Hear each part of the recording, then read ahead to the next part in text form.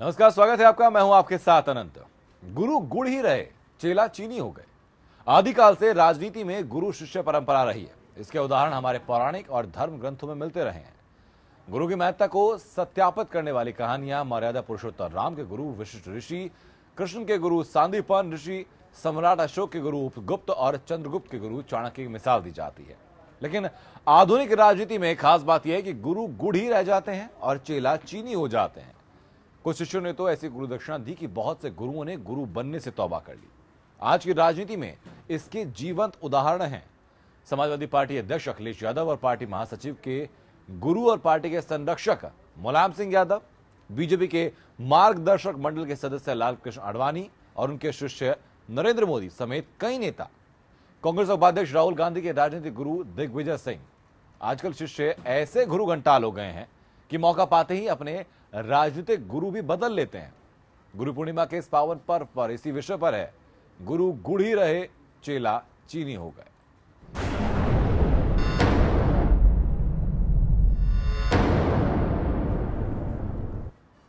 Bharatiya Janata party को 2 सांसदों से 282 सांसदों की पार्टी बनाने वाले वरिष्ठ नेता लालकृष्ण आडवाणी को पीएम मोदी का राजनीतिक गुरु माना जाता है। आडवाणी ने 1990 में अपनी सोमनाथ रथ यात्रा का सारथी नरेंद्र मोदी को बनाकर राष्ट्रीय राजनीति में शामिल किया था। मोदी के लिए हर संकट में गजेंद्र मोक्ष की तरह थे आडवाणी। समझा जा रहा था कि आडवाणी को देश का राष्ट्रपति बनवाकर मोदी गुरु दक्षिणा देंगे, लेकिन ऐसा ना हुआ। क्या गुरु दीक्षा पर गुरु की शिक्षा भारी पड़ी? पीएम मोदी और आडवाणी के रिश्तों में क्यों आए खटास? क्यों आखिरकार आडवाणी को बाबरी कांड का अभियुक्त बनाने पर अड़ी मोदी सरकार? रिपोर्ट देखिए।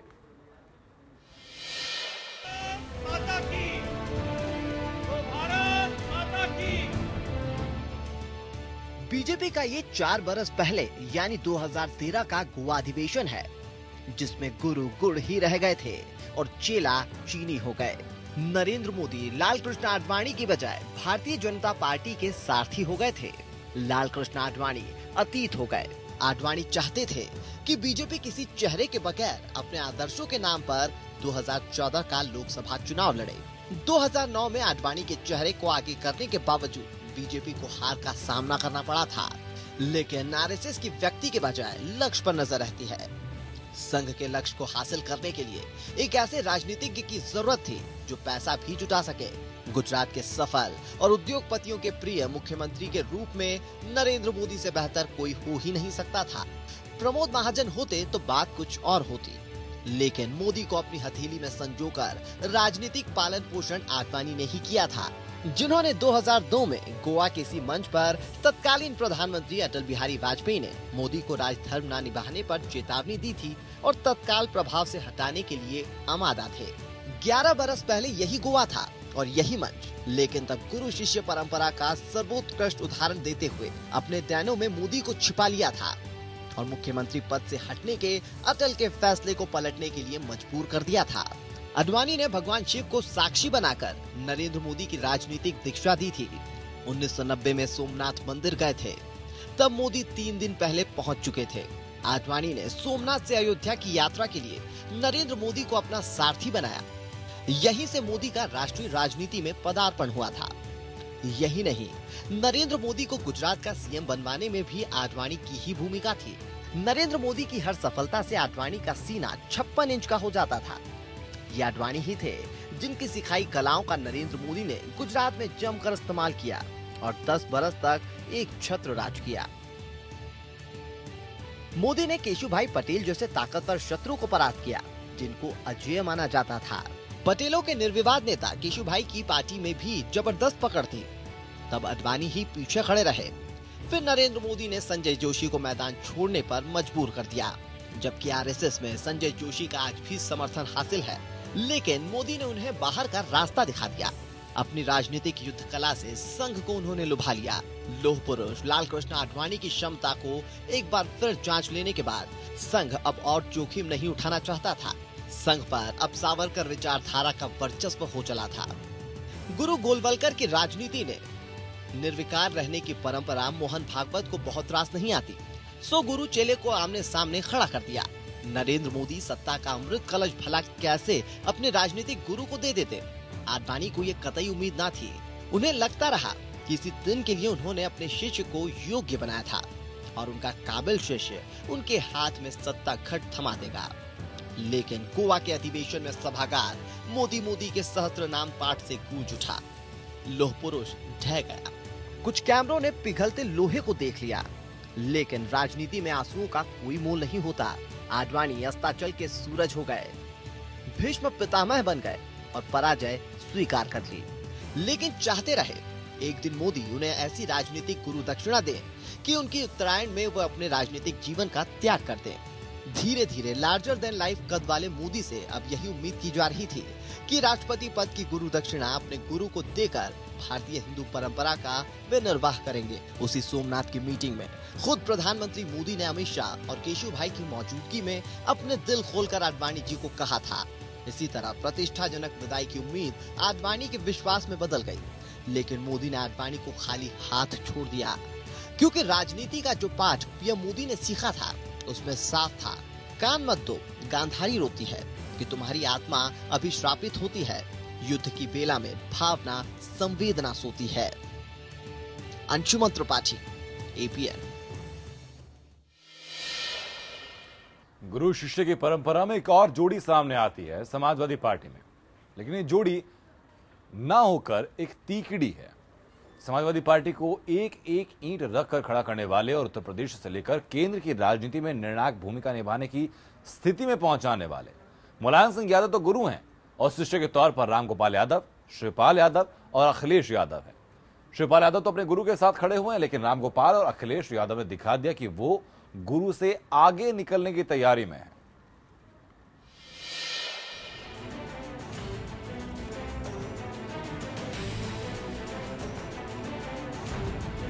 ये तस्वीरें पिछले साल 5 नवंबर की हैं। लखनऊ में समाजवादी पार्टी के 25वें स्थापना दिवस अधिवेशन की।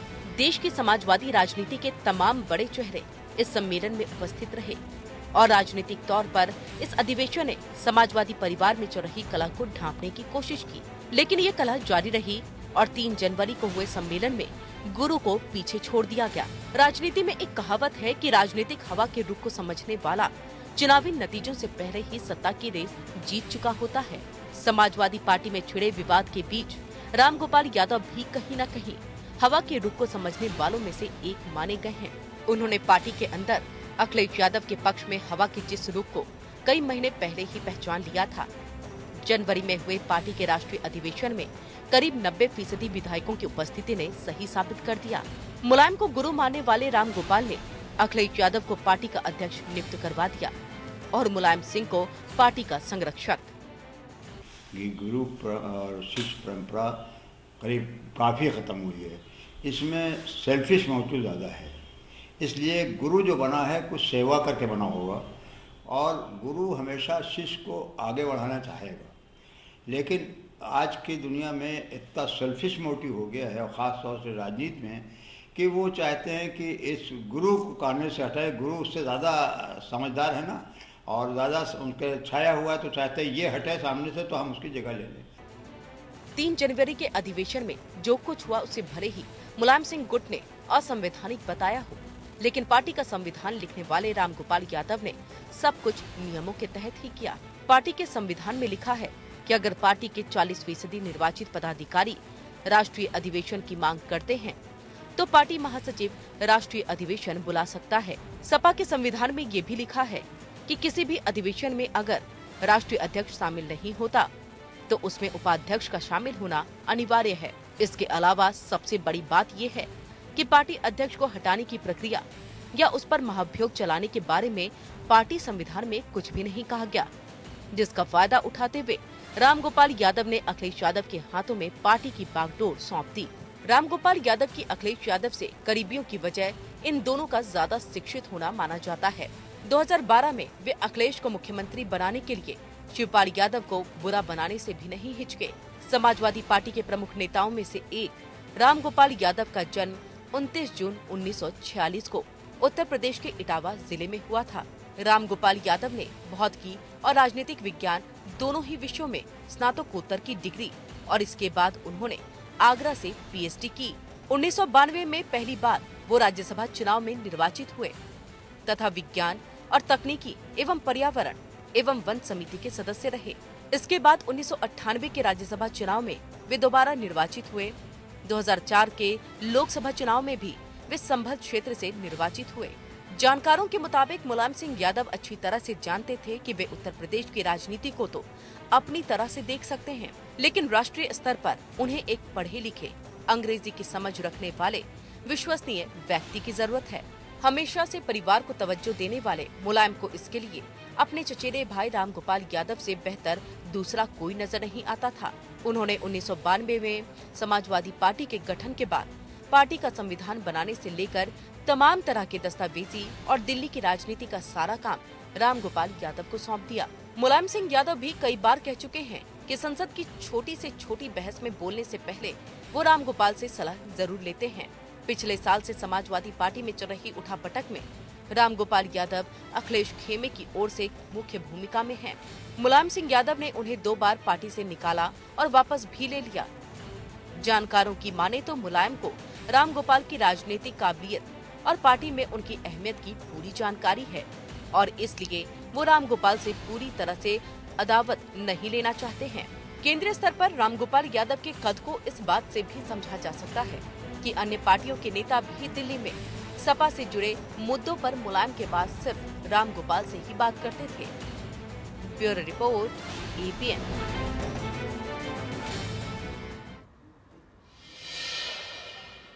सांप्रदायिकता के विरुद्ध अपनी आक्रामकता के चलते कांग्रेस ही नहीं बल्कि भारतीय राजनीति में भी दिग्विजय सिंह की खास पहचान और प्रासंगिकता स्थापित हो चुकी है। कभी कांग्रेस उपाध्यक्ष राहुल गांधी के राजनीतिक गुरु कहे जाने वाले दिग्विजय सिंह गोवा चुनाव में हुई पार्टी की किरकिरे के बाद हाशिए पर हैं।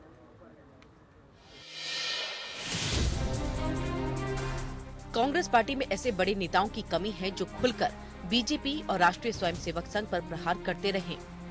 दिग्विजय सिंह इस कमी को बखूबी पूरा करते हैं और पार्टी इसके लिए उनका सहारा भी लेती रही है।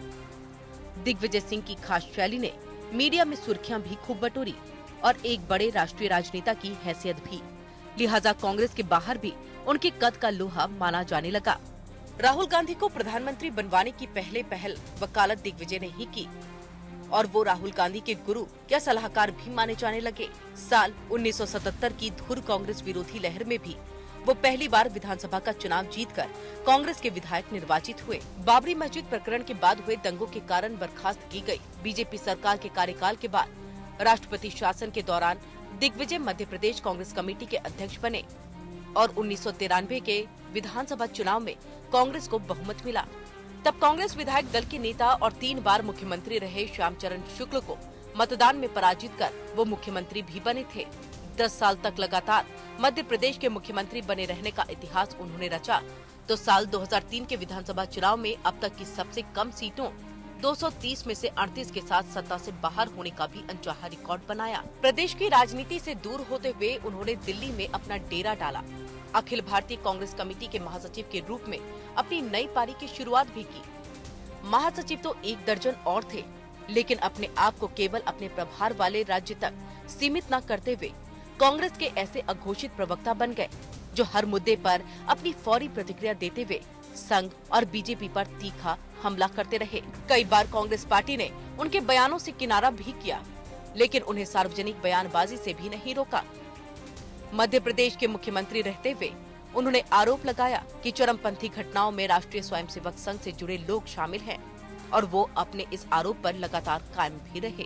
मुंबई हमले में हेमंत करकरे का मसला हो या बटाला हाउस प्रकरण, दिग्विजय ने बेबाकी से अपना पक्ष रखा। आदित्यनाथ योगी को यूपी का सीएम बनाए जाने की आलोचना करते हुए दिग्विजय ने कहा कि बीजेपी के विकास के मुद्दे का मुखौटा उत्तर प्रदेश में योगी आदित्यनाथ के मुख्यमंत्री बनने के बाद उतर गया है। नक्सली समस्या पर अपनी ही सरकार के गृह मंत्री पी चिदम्बरम के विचारों को उन्होंने लेख लिखकर खारिज कर दिया। संघ पर की गई अपनी टिप्पणियों पर सुशील कुमार शिंदे और पी चिदम्बरम को पीछे हटना पड़ा, लेकिन दिग्विजय अपने बयानों को लेकर कभी भी माफी की मुद्रा में नहीं आए। यही उनकी सबसे बड़ी ताकत है, जिसके चलते कांग्रेस में उनकी अलग अहमियत बनी हुई है। हालांकि यही ताकत कई बार इनके लिए और पार्टी के लिए गले की हड्डी भी बन जाती है। इस तरह की अतिरेक बयानबाजी का खामियाजा पार्टी के साथ साथ उनको भी भुगतना पड़ा। उत्तर प्रदेश के प्रभारी रहते हुए पार्टी की लगातार चुनावी विफलता आंध्र प्रदेश के प्रभारी के रूप में तेलंगाना मुद्दे पर पार्टी का कबाड़ा करने और अपने ही राज्य मध्य प्रदेश में लगातार 3 बार चुनावों में बीजेपी के हाथों कांग्रेस की पराजय। हालांकि हाल में गोवा में हुए चुनावों में सबसे बड़ी पार्टी होते हुए भी कांग्रेस सरकार बनाने में असफल रही, जिसका ठीकरा गोवा के कांग्रेस प्रभारी दिग्विजय सिंह पर फूटा।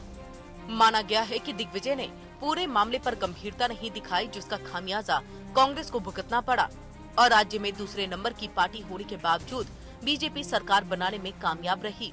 गोवा के किरकिरे से नाराज कांग्रेस हाईकमान ने दिग्विजय सिंह से गोवा और कर्नाटक का प्रभारी पद छीन लिया और पार्टी में भी कभी एक बड़ा कद रखने वाले दिग्विजय को बड़ा झटका लगा है। ऐसे में सवाल उठता है कि राहुल गांधी अपने राजनीतिक गुरु से पूरी तरह किनारा कर लेंगे या फिर अपने डूबता हुआ सूरज कहने वाले दिग्विजय एक नई सुबह बनकर पार्टी के लिए फिर उभरेंगे। Bureau report, APN।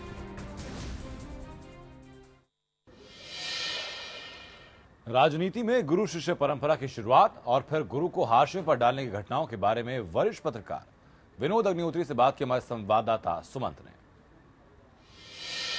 गुरु और शिष्य की परंपरा यूं तो सदियों से चली आ रही है, लेकिन अगर हम राजनीतिक हलकों में देखें तो ये गुरु और शिष्य की परंपरा जो राजनीतिक हलकों में है वो कई मायनों में अहम है और कई बार ऐसा देखा जाता है कि राजनीतिक चेले जो हैं वो गुरु से आगे निकल जाते हैं। क्या इन पूरे मामले पर बात करने के लिए इस वक्त हमारे साथ हैं वरिष्ठ पत्रकार विनोद अग्निहोत्री साहब। सर, राजनीति में सर पॉलिटिकल हिस्ट्री में अगर आप देखें तो सर कई ऐसे उदाहरण देखने को मिलते हैं जहाँ चेले गुरु से आगे निकल जाते हैं। आप सर कुछ बताएं हमें। देखिए, ये वैसे तो हर गुरु की इच्छा होती है उसका चेला उससे आगे निकले। एक पिता की इच्छा है और गुरु की इच्छा ये होती है कि उसका शिष्य, और पिता की इच्छा होती है उसका पुत्र उससे बड़ा बने, उससे आगे बने। लेकिन सवाल ये है कि कैसे आगे निकलते हैं। 2 तरीके हैं। एक तो गुरु की सिखाई हुई विद्या और उसके जरिए जो है आदमी आगे बढ़ता जाए। जैसे अर्जुन जो है द्रोणाचार्य से सीख करके उनसे बड़े धनुर्धर हो गए, या चंद्रगुप्त जो है चाणक्य के शिष्य थे और चाणक्य ने उनको चक्रवर्ती बनाया और वो चक्रवर्ती हुए, या सिकंदर अरस्तु का शिष्य था वो चक्रवर्ती बना या विश्व विजेता बना। लेकिन एक तरीका ये भी है कि गुरु और शिष्य के बीच में एक समय ऐसा भी आ जाता है जो आजकल आधुनिक राज्य में देखा जाता है कि गुरु गुरु रहे और चेला शक्कर हो गए, जो कहावत है पुरानी। इसी पे सर हम बात करेंगे। सर, इसमें बहुत सारे उदाहरण है, जैसे लाल कृष्ण आडवाणी और प्रधानमंत्री नरेंद्र मोदी। एक जमाने में सर लाल कृष्ण आडवाणी उनके राजनीतिक गुरु माने जाते थे। हम सब ने देखा था गुजरात दंगों के बाद किस तरीके से जब उन पर तलवार लटक रही थी तो आडवाणी जी ढाल बन गए थे। लेकिन आज सर हालात बिल्कुल अलग है। आडवाणी जी अलग थलग हैं और मोदी जी जो है शिखर पे। देखिए, इसमें मुझे लगता है 2-3 चीज़ें देखनी चाहिए। इसमें ये नहीं करना चाहिए कि एक उम्र का, युग की बात होती है। आडवाणी जी इस दौर के नेता थे। आडवाणी जी नेता बने, राम मंदिर आंदोलन जो था उसकी रथ यात्रा उन्होंने निकाली और उस रथ यात्रा के जरिए उनकी एक अखिल भारतीय छवि बनी और उस छवि के बाद वो नेता बने। लेकिन चूंकि अटल बिहारी वाजपेयी उस समय थे इसलिए आडवाणी जी नंबर 1 नहीं बन पाए। 2009 का चुनाव जो है वो आडवाणी जी के नाम पर लड़ा गया, उनके नेतृत्व में लड़ा गया, लेकिन वो अपेक्षित परिणाम नहीं मिले जो कि मिलने चाहिए थे, जिसकी अपेक्षा की जा रही थी। इसलिए जब 2014 के चुनाव की बात चल रही थी तो भारतीय जनता पार्टी और संघ के अंदर ही था कि शायद आडवाणी जी के चेहरे पर उतनी सीटें, उतने वोट नहीं मिल पाएंगे, इसलिए नए चेहरे की तलाश हुई और उस नए चेहरे में नरेंद्र मोदी का चेहरा जो है सबसे ज़्यादा लोकप्रिय माना गया और राष्ट्रीय स्वयंसेवक संघ ने उनको आशीर्वाद दिया। भारतीय जनता पार्टी ने एक स्वर से निर्णय किया उनको अपना नेता बनाने का। तो अब ये नहीं कह सकते कि कोई धक्का मार के कुछ हुआ, लेकिन ये परिस्थितियां भी कई बार जो है चेहरे को आगे बढ़ा देती है और गुरु पीछे रह जाता है। सर, एक उदाहरण और है सर। मुलायम सिंह यादव भले अखिलेश बेटे हों, राम गोपाल भाई हों, लेकिन अगर राजनीतिक नजरिए से देखें तो मुलायम सिंह यादव जरूर गुरु हैं और इन दोनों अगर चेले हैं। लेकिन अभी भी सर हालात ऐसे हैं कि मुलायम हाशिए पे हैं और ये अखिलेश पार्टी के अध्यक्ष बन गए हैं। और उन्हीं अखिलेश ने अपने पिताजी को पार्टी के अध्यक्ष से हटाया भी था। बिल्कुल, आप सही कह रहे हैं कि रामगोपाल जी हों या अखिलेश जी हों, उनको राजनीति में उंगली पकड़ के चलना सिखाया मुलायम सिंह यादव ने ही। भले ही रामगोपाल जी उनके भाई हों रिश्ते में और अखिलेश उनके बेटे हों, लेकिन मुलायम सिंह उनके राजनीतिक गुरु भी हैं। और जिस तरह से मुलायम सिंह जी को पार्टी से के अध्यक्ष पद से हटाया गया वो निश्चित रूप से अपने आप में आश्चर्यजनक था और बहुत ही अकल्पनीय था। कम से कम समाजवादी पार्टी ऐसी पार्टी के लिए, मैं तो चूंकि कवर करता रहा हूँ उसमें जो है, तो ये मैंने किसी ने नहीं सोचा था कभी मुलायम सिंह को उनकी पार्टी से ही उनका बेटा और उनका भाई बेदखल कर देगा अध्यक्ष पद से। इसका एक सबक भी है। सबक ये है कि कोई शायद उनके परिवार के बाहर का व्यक्ति अगर होता नंबर 2 तो वो ये हिम्मत नहीं कर पाता।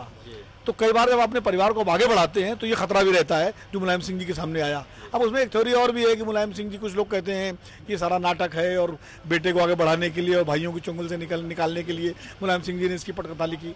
लेकिन जो प्रकट रूप से दिखाई पड़ रहा है वो यही दिखाई पड़ रहा है कि मुलायम सिंह जी को हटा के अखिलेश जी अध्यक्ष बनने थे।